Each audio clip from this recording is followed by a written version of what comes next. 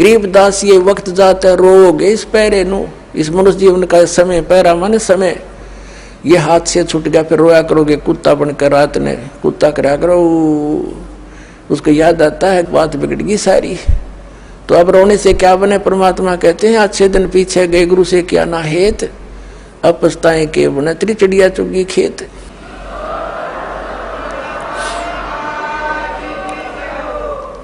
अब परमात्मा स्वयं ही वहां से चल कर आते हैं जहां वो भगवान रहते हैं, वेद गवाही देते हैं कि वहां से चलकर आता है, एक साधु रूप बनाकर कहीं भी प्रकट हो जाता। 3 प्रकार से परमात्मा हमारी धारण पोषण करता है। एक रूप में तो सतलोक में रहते हैं, स्थायी रूप में तेजो में शरीर मालिक का, करोड़ सूर्य मिला करोड़ चंद्रमा से एक रूम की शोभा सतलोक में। अलखलोक में भिन्न शोभा है, परमात्मा एक ही है, रूप अनेक बना रहा है वहां पर। फिर वो परमात्मा वहां से गति करके आता, अच्छी आत्माओं को मिलता है जो दृढ़ भक्त होते हैं। उन दृढ़ भक्तों में से कौन कौन है, किन किन को मिले? आदरणीय धर्मदास साहिब जी को मिले, आदरणीय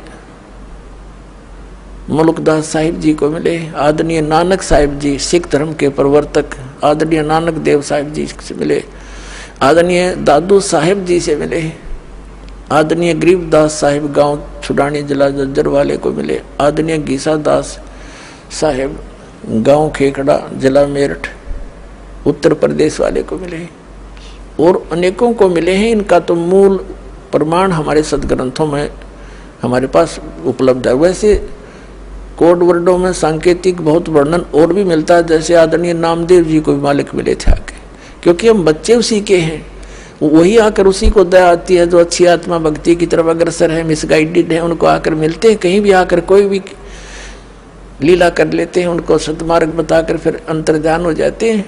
यथार्थ ज्ञान सुनने के बाद वो प्राणी उल्टा नहीं हटता थे, सारा संसार एक तरफ हो जा। और वो परमात्मा भगतमती बहन मीराबाई को मालिक मिले। वो दृढ़ भक्तों को मिलते हैं जो पक्के भक्तों, टस से मस ना होते सारा संसार एक तरफ हो जाए। अपनात्मा हमने सारा इनकम्प्लीट स्पिरिचुअल नॉलेज सुन रखा है, कति अधूरा सधूरा सा जिसका सिर पैर नहीं।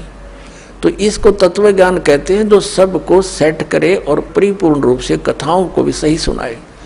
जैसे मीराबाई पिछले जन्म जन्मांतर की पुण्यकर्मी प्राणी थे, और काल उनको ऐसे स्थान पर पैदा कर देता है कि उनकी भक्ति कोई कर्ण ना दे। वो कैसे ठाकुरों के घर जन्म दे दिया, और राजस्थान के ठाकुर उस समय अपने आप को खुदा से नीचे नहीं मानते थे, अपनी बहन बेटियों को पर्दे में रखते थे, एक परंपरा थी उनकी।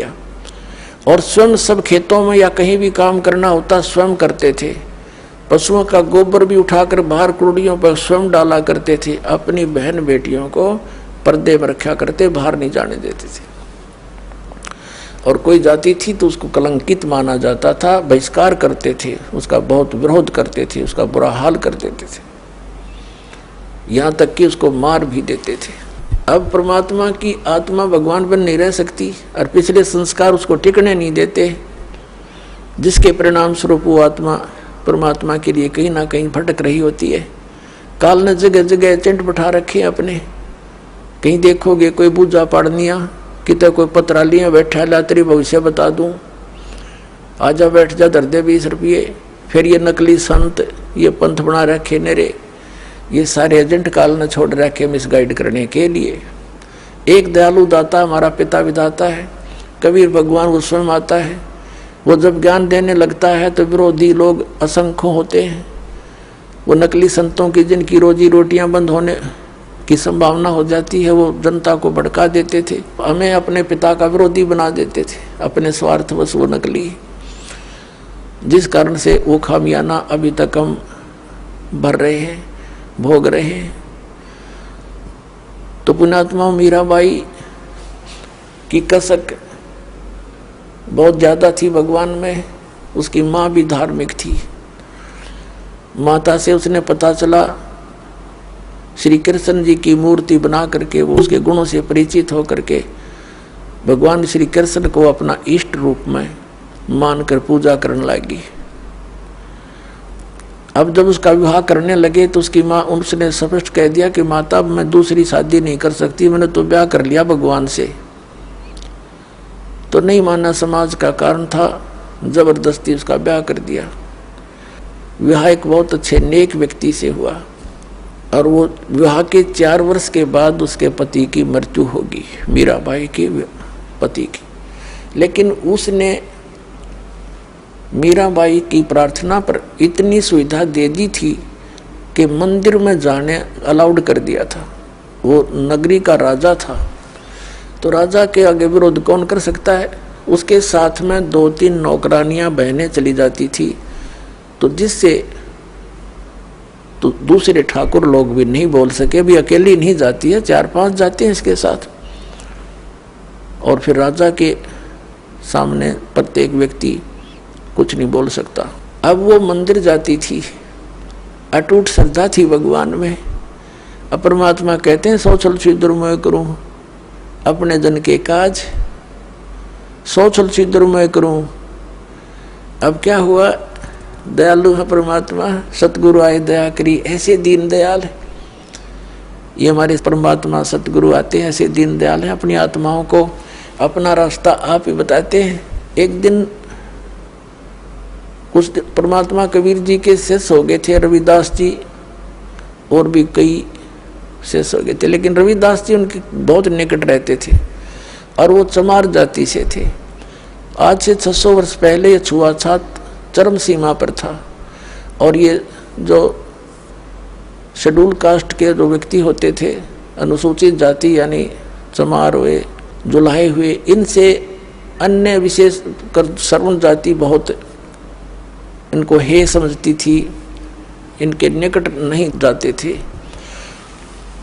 तो जिस रास्ते से मीराबाई जाती थी मंदिर में, उसी रास्ते में बीच में एक गरीब की झोपड़ी थी, आगे उसके साथ ही एक लंबा वैसे वन था, वृक्ष थे, खुला मैदान था। वहाँ परमात्मा कबीर जी और रविदास जी दोनों संत रूप में वहाँ सत्संग करने लग गए। अब मीराबाई जा रही थी मंदिर में और जब देखा जाते समय कि कोई साधु संत आए हैं, लोग इकट्ठे हो रहे हैं, वापस आई 1-2 घंटा मंदिर में अपनी करके पूजा अर्चना, तो वापस देखा तो वहाँ सत्संग हो रहा था। मीराबाई और सखियों ने सबने मिलकर सोचा चलो 2 वचन सुनते हैं, भगवान की चर्चा हो रही है। वो बैठ गई जाके। परमात्मा तो आए इसीलिए थे, उस अपनी आत्मा को कहते हैं गोता मारूं स्वर्ग में जा बैठूं पाताल, कह कबीर ढूंढता फिर अपने हीरे मोती लाल। जैसे परमात्मा ने सबको ऐसे ही खोजा, तो मीराबाई सत्संग सुनने लगी। परमात्मा ने सत्संग वही किया जो राम और कृष्ण के बारे में वो किया करते थे। गुण तीनों की भक्ति में ये भूल पड़ो संसारे, कह कबीर निज नाम बिना कैसे उतरो पारे। 3 देव की जो करते भक्ति, इनकी कदे ना होवे मुक्ति। सारी कथा कहानी सुनाई भगवान ने। ब्रह्मा विष्णु महेश नासवान है, इनसे ऊपर कोई और परम शक्ति है, अपने को छुपा कर दाता बताया करते थे। मीराबाई को शौक लगा जैसे बिजली का झटका लगा करे, क्योंकि वो श्री कृष्ण की पुजारण थी, श्री विष्णु की पुजारण थी। पहली बार तो पुण्यात्माओं सबके साथ ऐसी घटना घटी। दास को भी ऐसा झटका लगा था, जब क्योंकि दास श्री कृष्ण और विष्णु का कट्टर पुजारी था, हनुमान जी के व्रत रखता था। श्याम जी हमारे दादा लाई वह गांव पूरी साजली पूजा वो भी करता था। तो पहली बार दास को भी बड़ा दुख हुआ था, लेकिन सहन करके फिर आगे जानने की चेष्टा की तो हृदय के पट खुल गए, स्पष्ट दिखाई देता है। पहले मोतियाबिंद था, हमारा ऑपरेशन हो गया, अब हृदय वाली आंखें काम करने लगेगी। अब मीराबाई को बड़ा दुख हुआ। सत्संग के बाद कहने लगी महाराज जी आप क्या बात कह रहे हो, क्योंकि पुण्यात्मा कोई भी जो प्रसन्न भी करते हैं वो सभ्य तरीके से करते हैं। कहने लगी महाराज जी हमने तो कभी ये बात सुनी नहीं, आप जो बता रहे हो। तो परमेश्वर ने कहा बेटी जो नहीं सुनी वही सुनाने आया हूं मैं। जो तुमने सुना है वो लोकवेद है, दंत कथाएं हैं। ये रामकृष्ण की आप मृत्यु होती है, तो प्रश्न किया उस देवी ने कि भगवान आप कैसे कह रहे हो। भगवान श्री कृष्ण जी ने मोरध्वज राजा के पुत्र ताम्रध्वज को आरे से चिरवा कर जीवित कर दिया, आप कैसे कह रहे हो कि वो कुछ नहीं कर सकते। परमात्मा ने कहा बेटा मैं ये नहीं कह रहा कुछ नहीं कर सकते, पर ये तुम्हें मुक्ति नहीं दे सकते। फिर इनकी सामर्थ्य देख लो। मोरध्वज राजा का लड़का तो श्री कृष्ण ने जाके जीवित कर दिया क्योंकि उसके सांस शेष थे, उसकी आयु शेष थी, इतना ये कर सकते हैं। ये तो एक जादूगर कर देता है, छोटे मोटे साधु संत कर देते हैं। लेकिन श्री कृष्ण जी जब कहाँ गई थी उनका वो सामर्थ्य, जब उनका सगा भांजा अभिमन्यु महाभारत के युद्ध में चक्रव्यूह में मारा गया था। सुभद्रा का पुत्र जो श्री कृष्ण की बहन थी सुभद्रा, श्री कृष्ण रो रहा था, पांचों पांडव रो रहे थे, उनका कुल नाश हो रहा था, तो क्यों नहीं जीवित किया श्री कृष्ण जी ने अभिमन्यु को। अब सुन होगी। फिर पूछा उसने जी कारण क्या था कि बेटी अभिमन्यु का प्रारब्ध इतना था, उसकी आयु शेष नहीं थी और ताम्रध्वज की आयु शेष थी। उसने जाके दिखा दिया ड्रामा, तो सेम गिवा एकदम, क्योंकि मालिक के जो ज्ञान है ये सटीक उदाहरण है। वह घर चली गई तो कहने लगी जी, फिर उसने कहा परमात्मा से, फिर दूसरा प्रश्न किया कि मुझे भगवान कृष्ण साक्षात दर्शन देते हैं, मैं उनसे बातें भी करती हूँ। परमात्मा ने कहा बेटी तू अपने कृष्ण जी तो पूछ लिए, ये देवता हैं, ये झूठ नहीं बोला करते, सच्ची बताओगे तेरे को। अब उसने तो रात में नींद आई नहीं, बहुत कसक होगी, तो उनको जैसा भी वो समय कभी प्रकट हुए श्री कृष्ण जी से पूछा भगवान आप तो सतोगुण भगवान हैं, आप तो झूठ बोला ही नहीं करते। मैंने ऐसे ऐसे संतों का सत्संग सुना है, मेरे बात जची नहीं उनकी, क्या आपसे भी कोई ऊपर शक्ति है। तो श्री कृष्ण जी ने कहा मीरा वो शक्ति है, लेकिन वो हमने भी ना मिली, उसकी ट्राई करने की कोई यूज नहीं, हमने खूब सिर पटक लिया, उसका कोई अता पता नहीं लगता। अब वो उसको तो बड़ा झटका लगा कि वो संत कहते हम उनको दिखा दें और उसका नाम दें, उसकी प्राप्ति करा दें। श्री कृष्ण जी ने इतना मान लिया कि वो है अवश्य। तो वह रात को नींद नहीं आया उस बेटी को। अगले दिन फिर पहुंच गई सत्संग में, वहीं बैठ गई। फिर सारी 2-3 दिन लगातार मालिक सत्संग करते रहे, फिर चले गए। हाँ फिर क्या हुआ, मीराबाई को प्रेरणा हुई कि भगवान मुझे उपदेश दे दो।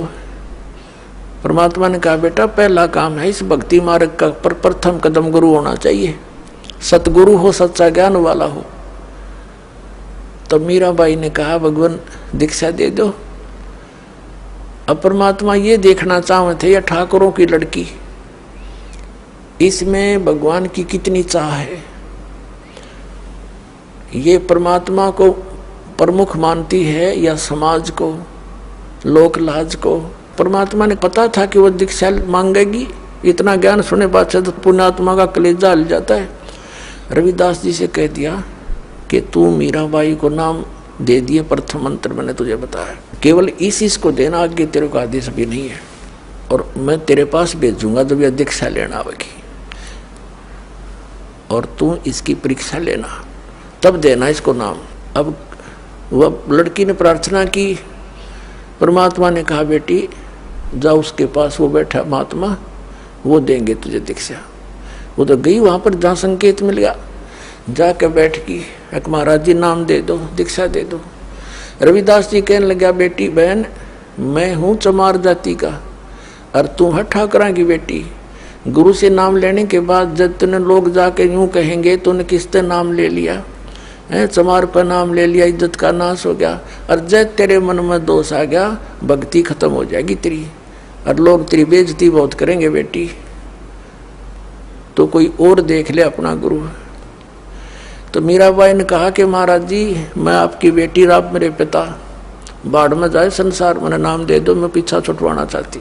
तो रविदास जी ने दीक्षा दे दी।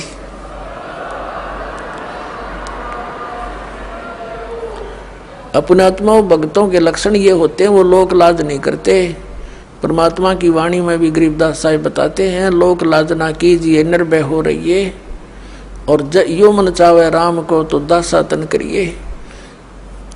कहते हैं लोक लाजना कीजिए निर्भय हो रहिए, जय मन चावे राम को दासा तन करिए। स्वान स्वरूप संसार है कुछ कर सी नाही, शीस महल को देख करिए भौंक भौंक मर जाही। सत्संगी संग ना तजय चितराम बसाही। नित्यानंद जी महाराज संत हुए हैं, उन्होंने कहा है कि लोक लाज मर्याद जगत की तरण जो तोड़ बगावे।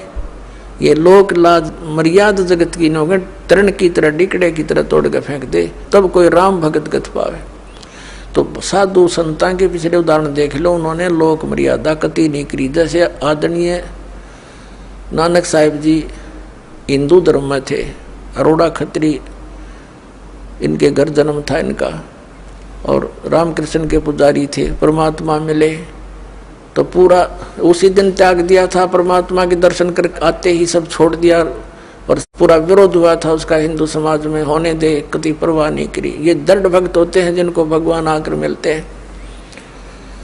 तो मीराबाई ने कहा भगवान मुझे नाम दे दो, आप मेरे पिता मैं आपकी बेटी, कुछ हो मेरे साथ वो संघर्ष, आप मेरे साथ रहोगे, मैं आप झेलूंगी सब कष्टों को, पर परमात्मा के लिए मैं कुछ भी कर सकती हूँ। अब प्रथम मंत्र दे दिया रविदास जी ने, और फिर जैसे महीने में 20 दिन में फिर आने लग गए सत्संग करने। तो सत्संग उस दिन तो भगत पक्के आते हैं। सत्संग विशेषकर परमात्मा रात्रि में भी करते थे और दिन में भी करते थे। दिन में कम, रात्रि में ज़्यादा करने लगे, क्योंकि दिन में काम में समय नहीं मिलता भक्तों को, व्यक्तियों को। रात्रि तो अपनी ही होती है, अपने ही नींद से समय निकाल लेते हैं। अब पहले तो वो दिन में मंदिर में जाती थी, अब रात्रि ने सत्संग में जाने लगी, दोनों टाइम, दिन में भी रात में भी। अब पहले तो उसका पति था, उसको साथ देता था, कोई बोलने वाला नहीं था। अब उसकी मृत्यु के बाद उसका देवर बन गया वहाँ का उस नगरी का राजा।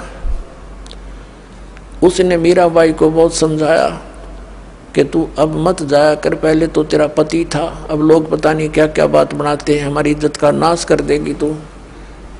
उसने कोई परवाह नहीं करी थी, मंदिर में जाती रही। और फिर लागी और रात ने सत्संग में जान। इस बात का उसके देवर ने घना मलाल हो गया, घना दुख मान लिया कि इसको तो मार दे तो अच्छा है, और इसने तो इज्जत का नाश कर दिया। तो क्या किया उसने, क्या किया, एक दिन अपने पुत्र का जन्मदिन रख दिया, रिश्तेदार आए हुए थे, और एक किसी सपेरे से कहा कि ऐसा विषधर ला दे, ऐसा विषयर ला दे सर्प के डंक मारते मर जाए आदमी। उसने वैसा ही ला दिया, राजा का हुक्म था, और एक डिब्बे में बंद करके ऊपर लिख दिया 9 लखा हार।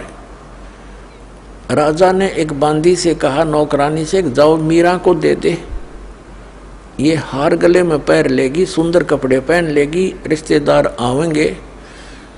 और ऐसे, क्योंकि वो तो ऐसी रहती थी बेचारी, उसने तो ना उड़ने पैरने की कोई परवाह नहीं रही थी, भगवान में कसक गनी लगी थी। तो उसने कहा कि ठीक से कपड़े पहन लेना, मेरी बेइज्जती ना करवाना, रिश्तेदार ने कहेंगे भाई रहा नहीं उसकी पत्नी को कैसे रखता है, और ये हार पहन लेगी। उसने सोचा था न्यू कि सर्प डस कर मर जाएगी, सर्प देगा डस, सारे रिश्तेदार होंगे, सब गवाह हो जाएंगे, एक सांप लड़ गया, भाई हम भी वहीं थे, इसलिए मृत्यु होगी उसकी। इसने चाल तैयार चाली थी। अब वो नौकरानी ने जाकर दे दिया कि ले मीरा भाई, राजा ने बताया है इसमें एक हार है बहुत कीमती, इसको पहन लेना, और सुंदर कपड़े पहन ले, आज उनका लड़के का जन्मदिन है, दूर दूर के रिश्तेदार आए हुए। मीरा भाई बोली रख दे बेबे, पहन लूंगी। नानू का हाइबा पहन ले, अकमा पहन लूंगी, तू जा। वह चली गई। अब उसने खोला कि ना पहनूंगी तो यूं दुखी करेगा, इन बातों में तो कोई खास आंट भी नहीं मेरा भक्ति की, मेरे लिए तो माटी है, यूं हार है, जो कुछ भी है, लेकिन यूं बकवादी आदमी दुखी करेगा। तो उसने अपना धोए दाए कपड़े पहन के वो हार गले में पहन के बैठ गई कि जब वहाँ जाएंगे इकट्ठे में चली जाऊंगी, जहाँ इकट्ठा होना है पार्टी में। अब 5-7 मिनट के बाद वो आया। वो तो ये देखने आया था कि मर्गी होगी, वाई वाह के कह दूँ सांप लड़ गया, सांप लड़ गया, ये रहा भागियो भागियो। अब उसने जाकर देखा कि वो मीराबाई गले में सुंदर हार पहने बैठी। तो कहने लगा कि ये हार कहाँ से लाई? तो कोल्टा मैं जानता था तू रातों जाती है, यही कर्म करने जाती है। वो कहने लगी जी आप भी मुझे जीने देते ना मरने देते, आप ही ने तभी भेजा था और देख मुझे ही कलंकित कर रहे हो। तो वो कहता मैंने कहाँ भेजा था कि ये डिब्बे में ये बांधी नौकरानी कर गई थी। वो डिब्बा देखा कि इसमें क्या था, कि इसमें ये हार था। अब उसने सोचा बांदी बुलाई नौकरानी, बोली जी मैं अभी देकर बाहर ही बैठी हूँ, इनके बाहर नौकरानी थी वो बाहर रहती थी और यही डिब्बा, और तो उसके पास कोई कपड़ा भी नहीं था विशेष और कोई पात्र भी ऐसा नहीं था। अब उसने सोचा भाई बड़ी, उसने सोचा सपेरा जादू कर गया मेरी खातिर, वह ना जच्ची उसका, कोई और जादू जंत्र का दे गया होगा। तो जब तो वह बच गई। एक दिन उसने क्या किया कि एक विष मंगवाया, विष डालकर एक प्याले से, उन्हें सोचा या मरती नहीं, मानती नहीं, इसने इज्जत का नाश कर दिया, जिसको जहर से मार देते हैं। उसको कहा विष, साथ गया तलवार लेकर कि ये जहर पी ले, ये विष है इसके अंदर, या तो इसको पी लेना तेरी गर्दन काटूंगा। तलवार लेकर खड़ा हो गया। मीराबाई ने सोचा मारना तो इसने है ही, तलवार से तो दर्द होगा, विष पे लेती हूँ आराम से मर जाऊंगी। करके मालिक को याद और विष पीगी सारा। और वो देखा खड़ा खड़ा नो का नो चेहरा, आध घंटे तक बाट देखी दुश्मन ने, वो मरी नहीं, वापस आ गया या वासा होकर।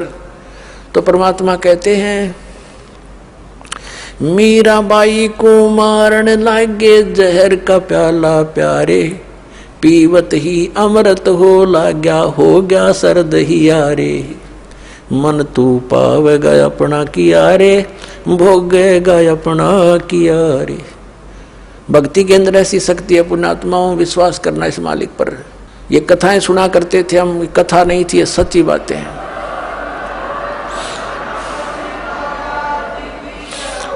कहाँ तो विष ने मारना था, कहते हैं पीवत ही अमृत हो गया और हो गया सर्द ही यारे। कहाँ तो विष ने बेचैनी पैदा करनी थी और कहते हैं ठंडक सी होगी उस बेटी की अंतःकरण में। अब उसने सोचा भाई ना तो या मारे तो मरती उसके देवर ने, अब इसका के इलाज करो, इसने तो हमारा बट्ठा बैठा दिया इज्जत का। उसने उसकी माँ बुला ली मीराबाई की, उससे कहा कि मौसी तू समझा दे इसने। और माँ की बात बेटी मान लिया करती है। तो माँ ने बहुत समझाया, बेटी देख इधर उधर जाती है, हमारी तकरार होती है, तो अपनी भक्ति यहाँ कर ले। और वहाँ 100 प्रकार से उसने जैसे तैसे माँ बेटी को समझाती है, अपने सारे जंतर मंत्र कर दिए पर वह ना मानी। फिर यहाँ तक कहा कि बेटी हम ठाकुर, और वो चमार जिस तो तू नाम ले आई, इसमें भी हमारी बेइज्जती का मामला है बेटा, तू मत जाया कर वहाँ। तो माता और बेटी का फिर क्या एक कवि के द्वारा बना गया शब्द सुनाते हैं। सत्संग में जाना मीरा छोड़ दे, सत्संग में जाना मीरा, आए मारी लोग करें तकरार, सत्संग में जाना मीरा छोड़ दे। आए मारी लोग करें तकरार, सत्संग में जाना मीरा छोड़ दे। सत्संग में जाना मीरा छोड़ दे। हाय मारी लोग करें तकरार, सत्संग में जाना मीरा छोड़ दे। सत्संग में जाना मेरा ना छूटेरी, सत्संग में जाना मेरा ना छूटेरी। हारी चाहे जड़ के मरो संसार, सत्संग में जाना मेरा। हारी चाहे जल के मरो संसार, सत्संग में जाना मेरा। थारे सत्संग के राह में है, थारे सत्संग के राह में है। आए वहाँ पर रहते हैं काले नाग, कोई कोई नाग तन डस लेवे। आए वहाँ पर रहते हैं काले नाग, कोई कोई नाग तन डस लेवे। जब गुरु जी की मेरे फेरी, जब गुरुओं की मेरे फेरी। आरी व तो सर पे गंडे वे बने जाव, सत्संग में जाना मेरा ना छूटेरी। हारी व तो सर पे गंडे वे बने जाव, सत्संग में जाना मेरा। सत्संग में जाना मीरा छोड़ दे, सत्संग में जाना मीरा छोड़ दे। आए मारी लोग करें तकरार, सत्संग में जाना मीरा छोड़ दे। सत्संग में जाना मेरा ना छूटेरी, सत्संग में जाना मेरा ना छूटेरी। हारी चाहे जड़ के मरो संसार, सत्संग में जाना मेरा। थारे सत्संग के राह में है। वह माता डराना चाहती है बेटी को, तुम्हारे सत्संग के राह में आए वहाँ पर रहते हैं बब्बर शेर, कोई कोई शेर तन खा लेवे। रहते हैं बब्बर शेर, कोई कोई शेर तन खा लेवे। जब गुरु जी की मेहर होवेरी, जब सतगुरु जी की मेहर होवेरी।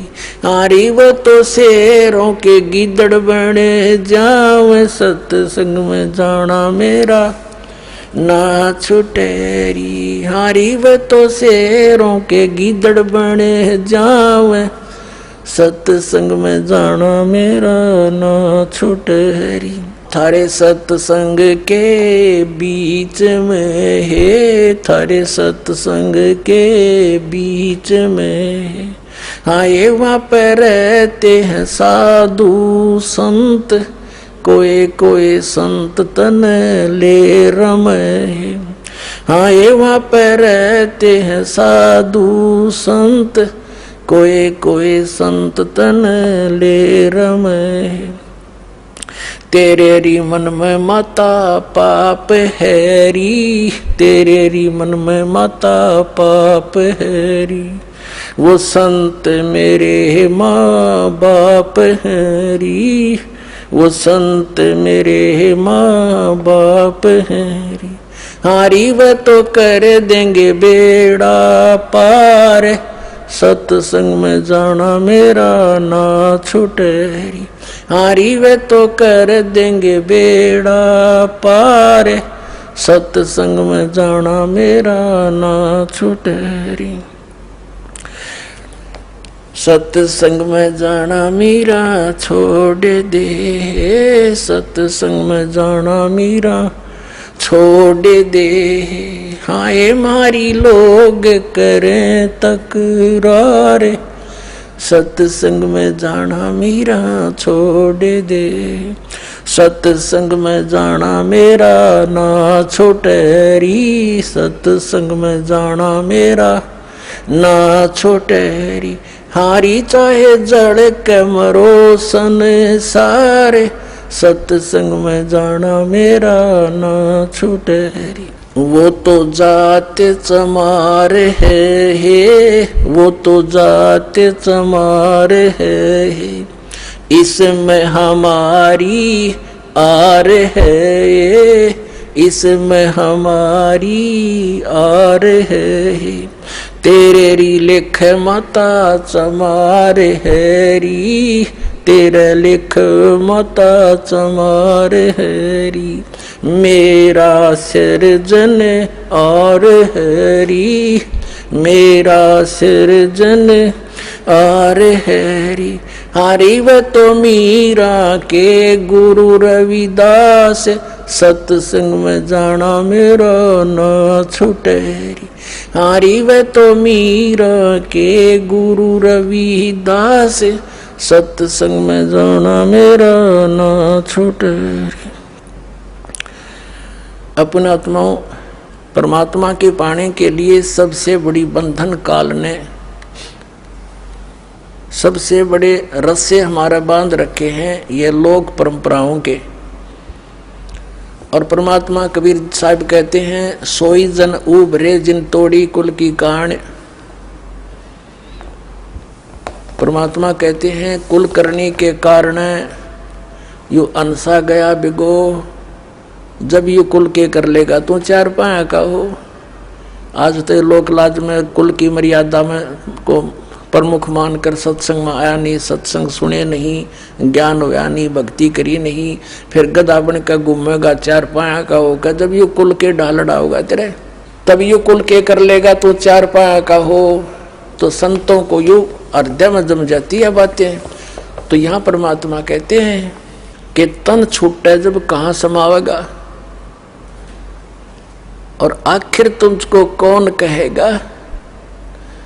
गुरु बिन आत्म ज्ञान मन ने की कर ले, दो दिन का मेहमान मन ने की कर ले, दो दिन का मेहमान। कहते आखिर तुझे गुरु के बिना यू आत्म ज्ञान बताओगा कौन है।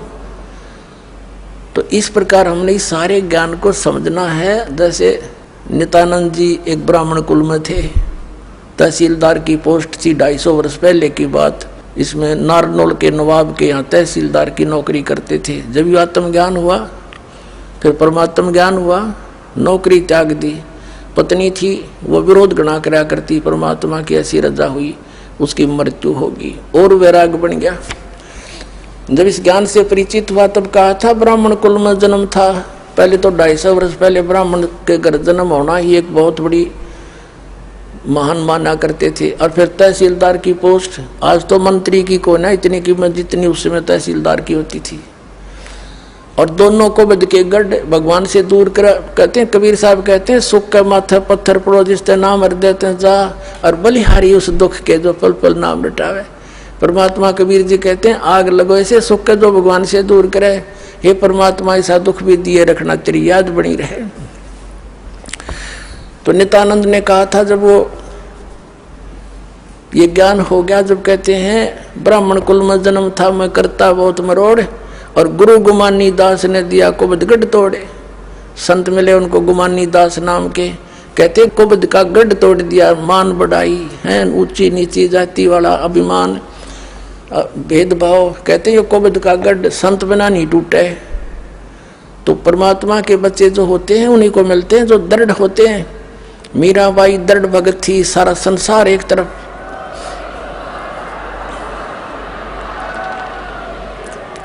अपने आत्माओं मीराबाई ने देखा है रोज बकवाद करता है ये, कभी मारने की चेष्टा करता, घर त्याग कर चली गई, वृंदावन में रहने लगी।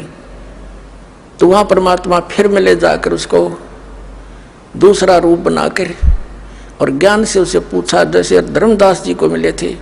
तब उस बेटी की फिर आंखें खोली, बेटा इससे आगे और भी नाम है, ये तो प्रथम मंत्र दिया है, इसके आगे सतनाम है, वो ग्रहण कर, उसको मैं दे सकता हूँ और किसी के पास नहीं है। तब मीराबाई ने परमात्मा कबीर जी से फिर मंत्र लिया, तब उसका कल्याण हुआ। बोलो सतगुरुदेव।